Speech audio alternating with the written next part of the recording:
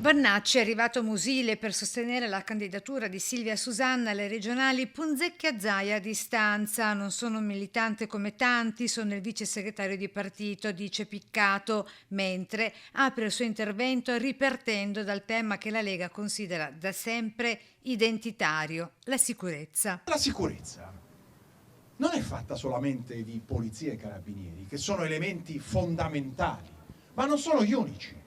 E giustamente qua abbiamo un sindaco che non reagisce come il sindaco Sala, che demanda a polizia e carabinieri il problema della sicurezza, ma è un sindaco che ha investito parte delle risorse in sicurezza, con un metodo che è uno dei metodi complementari, ma ce ne sono tanti altri. La sicurezza non è solamente attività condotta dalle forze dell'ordine. Sicurezza intesa come riaccendere le luci delle vetrine rimaste vuote per troppo tempo, sicurezza anche come illuminare città che lui definisce troppo buie e finite nelle mani di delinquenti sbandati e baby gang, sostiene. È illuminazione nelle città, è il fare una palestra. È un Vannacci contro tutti, quello che si presenta ormai agli sgoccioli della campagna per il voto regionale veneto e punta dritto allo scontro anche con Ursula von der Leyen e contro il continuo riarmo a Zelensky. Nell'ambito del Parlamento europeo la Lega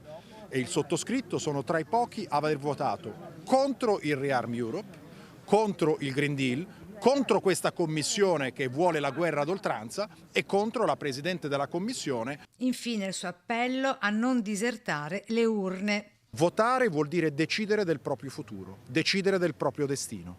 Anzi, se non si va a votare, si dà più potere e più valore a quelli che andranno a votare.